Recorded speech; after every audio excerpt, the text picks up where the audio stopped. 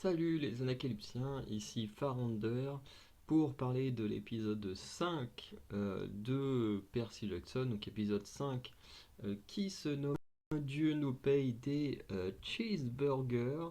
Un épisode honnêtement que j'attendais avec une certaine euh, impatience, euh, puisque on allait être sur un épisode où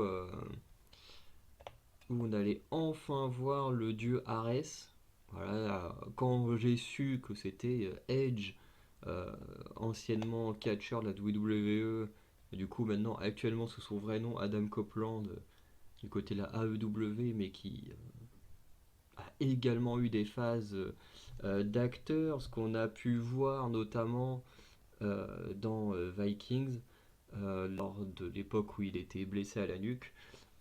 Et puis bah, là, avec Percy Jackson, c'est toujours plaisant de le voir en tant que grand fan de Edge. Et je précise bien de Edge, puisque je connais pas sa carrière, enfin sa nouvelle carrière en tant qu'Adam Copeland. Je l'ai beaucoup aimé dans Vikings, donc le retrouver dans un rôle hyper intéressant, notamment celui d'Arès, et bah ça fait super plaisir. Honnêtement, moi je suis hyper content de voir ça. Du coup, on va revenir sur l'épisode en lui-même, donc un épisode un peu plus long que le précédent. Là, je vois, il fait 40 minutes. Euh, Ce qui est pas trop mal. Alors, j'ai un peu peur avec les structures d'épisodes. Encore avec Percy Jackson, ça a l'air d'être assez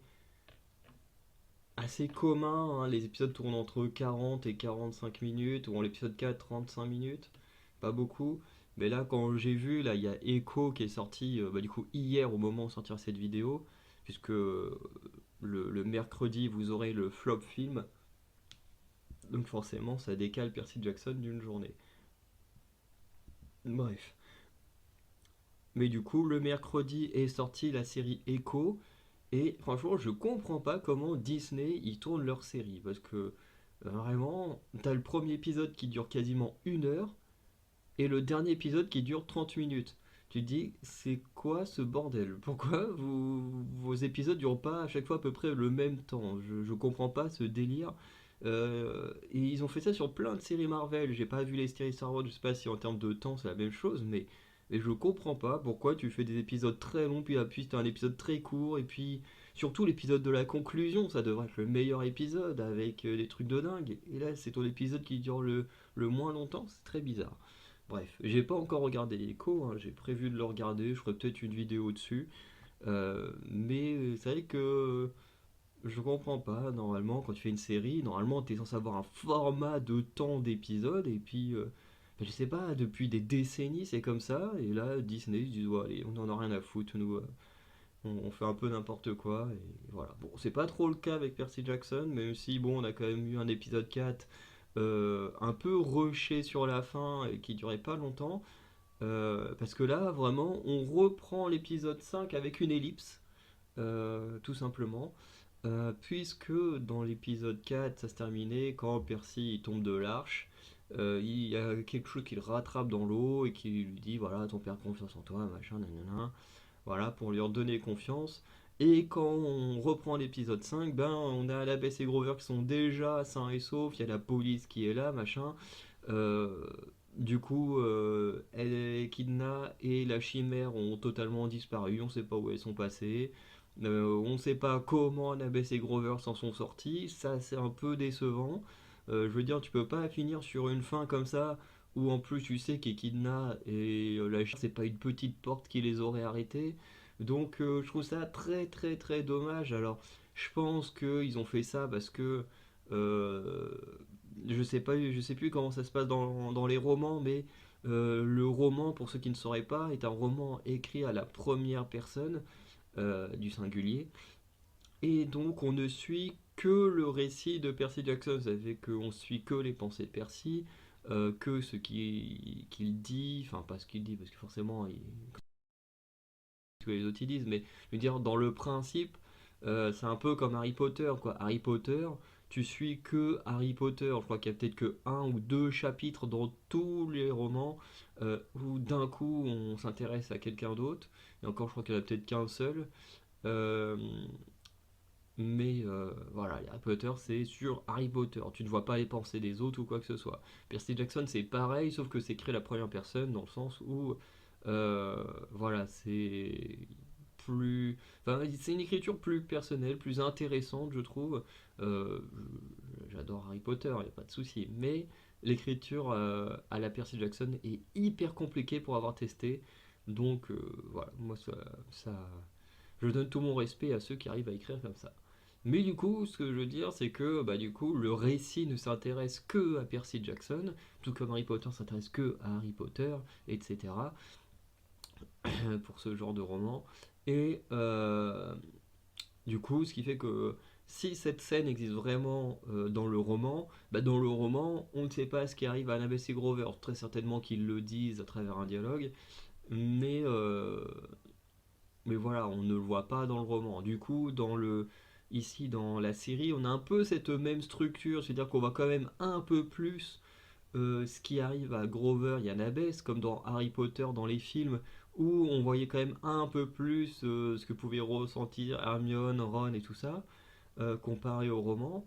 Euh, et du coup, c'est un peu plus intéressant. Notamment, on voyait un peu plus les méchants aussi dans Harry Potter, là où dans les romans, tu ne les vois que en confrontation avec les héros. Et surtout les héros quand Harry est là. Bref. Et du coup, ça pourrait expliquer l'ellipse entre les deux épisodes, parce que ben, la série est censée tourner sur Percy Jackson et pas sur bah, tous les sangs mêlés qui traînent dans le coin. Bref. Euh, Ensuite, le groupe tombe sur les Moires, si je ne me trompe pas, qui décident de couper le fil du destin. Et du coup, Annabeth et Grover sont inquiets parce qu'ils pensent que l'un d'entre eux va mourir. Euh, Ensuite, le groupe décide de continuer leur route, mais comme ils sont recherchés par la police après ce qui s'est passé dans le train et dans l'arche, bah, du coup, ils décident de partir à pied, pas fini de marcher s'ils veulent arriver sur la côte ouest en peu de temps. Je crois que Edge il dit il reste 4 jours, un truc comme ça. Et justement, c'est là qu'intervient Ares en mode biker. Alors, ça, j'avais des bons souvenirs de Ares en mode biker. Par contre, dans mes souvenirs, je crois que Ares et Percy, je sais plus si c'était affronté, mais en tout cas, ils avaient une confrontation au moins verbale, un peu comme là. Après, là où je suis un peu déçu, c'est que Ares, il dit qu'il déteste tous ses enfants, qu'il aime pas les enfants et tout. Bon, ça colle bien à la personnalité du personnage, mais dans les romans, je crois qu'il a quand même un certain affect pour Clarisse, qui est la meilleure de ses enfants.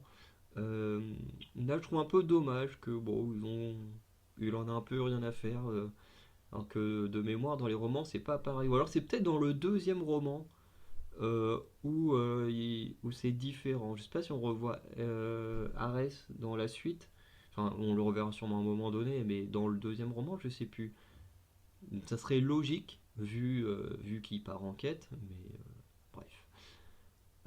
En tout cas, enfin Arès propose de l'aide pour retrouver la foudre euh, au, au demi-dieu, puisque son père a demandé à tous ses enfants de retrouver la foudre, ce qui inclut du coup lui, notamment Athéna. Euh, Ce qui fait que du coup, ils vont se poser dans un petit resto, et puis globalement, il va lui dire, si vous voulez mon aide, moi demain vous êtes à Los Angeles, ensuite vous faites ce que vous voulez avec Hermès, vous le soudoyez et il vous emmène à Las Vegas, et hop, vous allez en enfer. Euh, et, mais pour ça, bien sûr, il y a une contrepartie, c'est de récupérer son bouclier. Alors c'est vrai que sur le coup, j'ai eu la même réaction qu'Annabeth en mode quoi vous avez oublié votre bouclier dans un parc d'attractions. C'est quoi ce bordel? Vous êtes un dieu et au final on se rend compte que bien sûr c'est pas un parc d'attractions classique, c'est un parc d'attractions créé par Héphaïstos. Euh, D'ailleurs ça m'a très donné envie d'aller dans un parc aquatique là, la descente avec le petit bateau. Je me suis dit putain, faut vraiment trop que j'aille dans un parc aquatique parce que les parcs classiques je peux pas les faire parce que mon estomac ne digère pas les sensations fortes. Donc globalement, si je fais un manège à sensations fortes, je suis malade pendant, pendant 2 jours minimum. J'ai l'estomac retourné, je me sens pas bien. tout le temps envie de vomir, donc je ne peux pas faire de manège à sensation forte. Mais je pense que sur les trucs aquatiques, ça doit être très différent. Enfin, en tout cas, je sais que c'est différent pour ceux que j'ai fait, mais, euh, mais là, voir le petit truc, là, je me suis dit, putain, ça a l'air trop fun, j'ai envie de faire ça. Bref. Du coup, il retrouve le bouclier, mais pour récupérer le bouclier, il faut que l'un des deux se sacrifie. Du coup, Percy, en tant que héros, décide de se sacrifier pour son ami. Et je pense que c'est là où le fil coupé par les moires prenait sens. Dans le fait où, techniquement, bah, Percy aurait dû rester là pendant. En fait, pour toujours, quoi. Euh, donc, je pense que c'est là que le fil prenait sens. Ensuite, du coup, Héphaïstos apparaît et Annabeth, en mettant en avant le côté différent de Percy Jackson, que tous les dieux voilà, sont avides de pouvoir, de puissance, que elle-même elle l'a été, mais qu'elle ne veut plus l'être par loyauté pour ses amis, mais que Percy Jackson, lui, il n'est pas comme ça, il est différent de tous les autres dieux, demi-dieux, voilà, avec toutes les créatures surnaturelles qui existent, ce qui au final va convaincre Héphaïstos de libérer Percy Jackson. Et c'est vrai que sur le coup, on peut avoir deux réactions. Soit la réaction ok, c'est normal, celle que moi j'ai eue, et il y a la réaction quand tu fais pas attention, où tu peux te dire euh, ouais, que c'est trop facile, sorte de Deus ex machina, le mec en 2 secondes il est libéré. Euh, mais j'avoue que pour moi ça fait sens que Héphaïstos décide de libérer Percy Jackson. Je m'explique. Dans l'épisode, enfin, même pendant la série, on sait que Percy Jackson c'est quelqu'un de différent. Même lui, on le dit que sa mère l'a élevé pour être éloigné des sans-mêlés et tout ça, mais surtout élevé pour être différent des sans-mêlés, pour arriver avec une mentalité différente, un état d'esprit différent, euh, justement pour pas qu'il soit dans le même mode de vie que tous les autres. Puisque forcément on en a entendu parler quand il était en relation avec Poséidon. Et on sait que sa vie a été compliquée, qu'il a subi du harcèlement, des trucs comme ça, du fait qu'il était différent, vous voyez tout ça. Et le truc, c'est que quand on passe la grotte, alors certains n'auraient peut-être pas tout suivi, mais on ne raconte pas l'histoire des Phaistos pour rien. On raconte l'histoire d'Héphaïstos pour nous montrer que bah, ce dernier est comme Percy. C'est un mec qui a été rejeté, Percy Jackson a été rejeté notamment chez les humains parce qu'il était différent. Quand il est arrivé chez les demi-dieux, enfin chez les sans-mêlés, il a été rejeté par certains parce que on pensait que c'était un menteur qui voulait, voilà, qui voulait se faire mousser en arrivant. Et Héphaïstos, il a connu tout ça.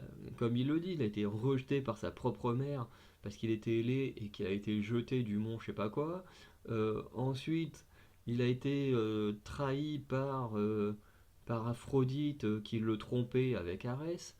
Bref, c'est un mec qui, du coup a connu tous ces trucs qu'a connu Percy Jackson dans sa vie. Donc il se reconnaît en Percy Jackson. Et surtout, il reconnaît un être aussi plus pur que lui et qui pourrait être une sorte de version de lui-même meilleure.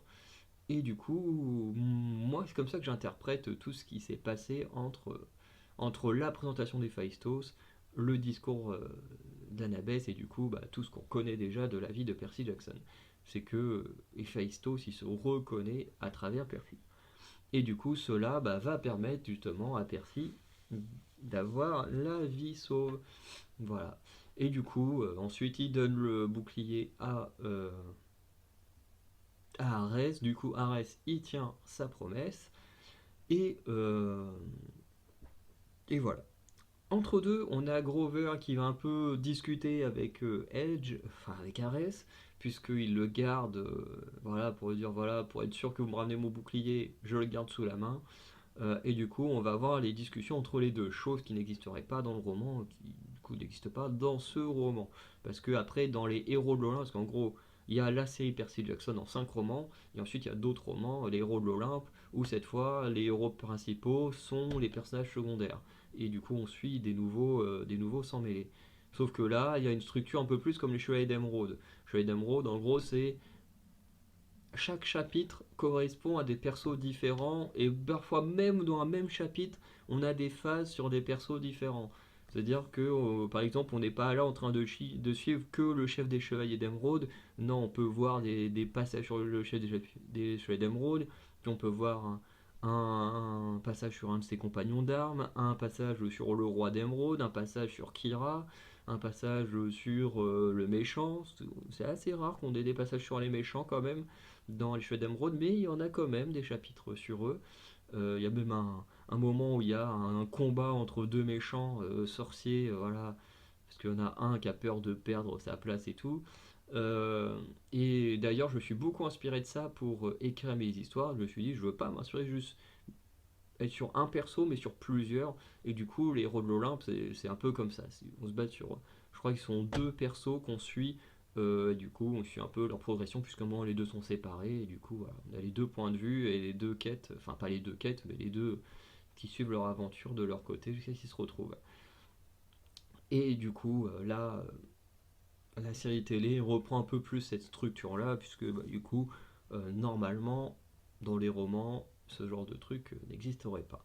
Et là, on a toute une conversation où Grover va beaucoup taper sur l'ego d'Ares en parlant de guerre, voilà, notamment de guerre où il n'y a pas de victimes.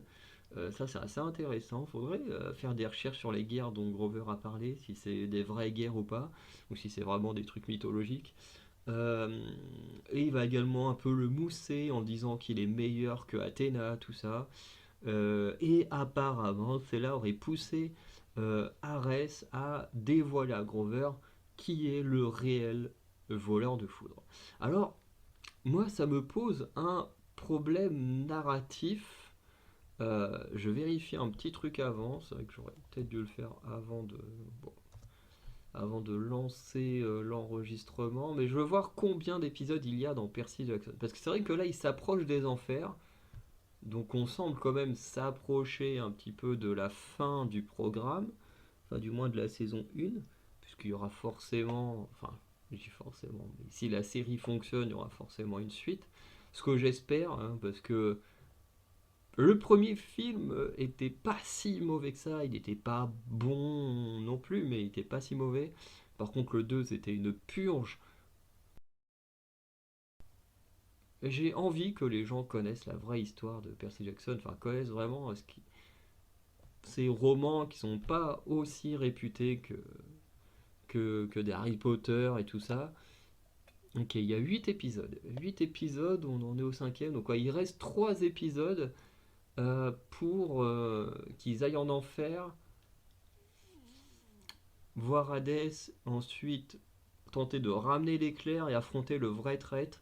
Ouais, en 3 épisodes, s'il continue à tourner sur du 30-40 minutes, ouais, ça peut le faire en 30 minutes, enfin en 3 épisodes. Mais voilà, pour moi, ce qui me dérange un peu, c'est que voilà, il reste 3 épisodes, comme on vient de le dire. Et là, l'épisode, il se termine vraiment sur Grover en mode je sais qui est le véritable voleur de foudre. Et moi, ça me pose problème dans le côté narratif. C'est que pour moi, on ne devrait pas savoir qui est le voleur de foudre avant la fin de l'épisode 7. Pour la simple et bonne raison, c'est que si là on apprend qui est le véritable voleur de foudre, Euh, la quête, elle en prend un coup dans l'aile. Là, ils veulent se la jouer un peu détective. Tu peux pas te la jouer détective et paf, en 1 heure, avoir trouvé qui est le voleur de foudre. Je trouve que ça va un peu trop vite. Et surtout, ça gâcherait la surprise de voir qui est le véritable voleur de foudre. Euh, Parce que là, bon, ok, je veux dire, on est quand même énormément soit avoir lu les romans.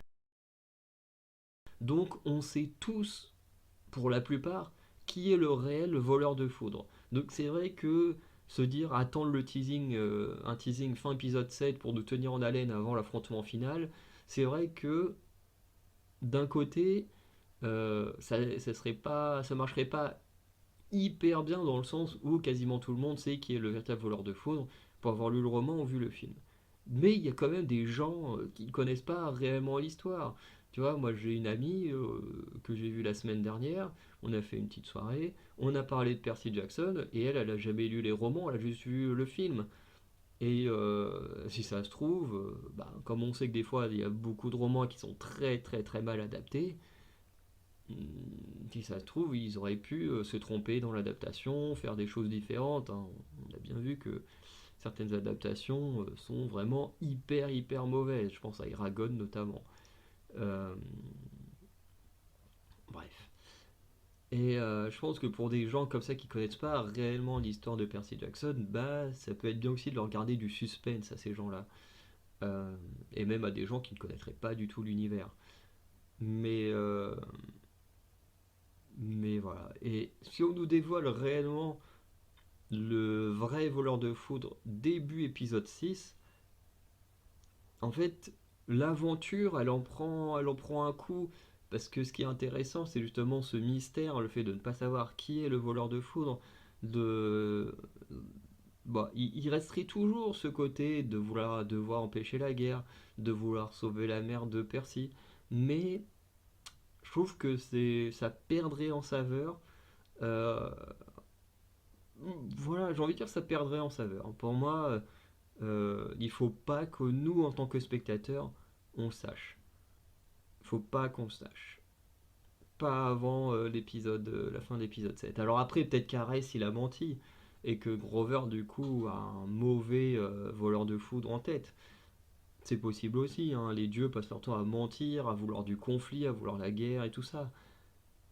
Mais pour moi, c'est peut-être la première erreur de la série si on nous dévoile réellement le vrai voleur de foudre. Pour moi, ce serait une grosse erreur de le dévoiler maintenant. Voilà. Ça, c'est mon avis. On va conclure la vidéo là, hein. En tout cas, pour l'épisode en lui-même, honnêtement, j'ai passé un très bon moment.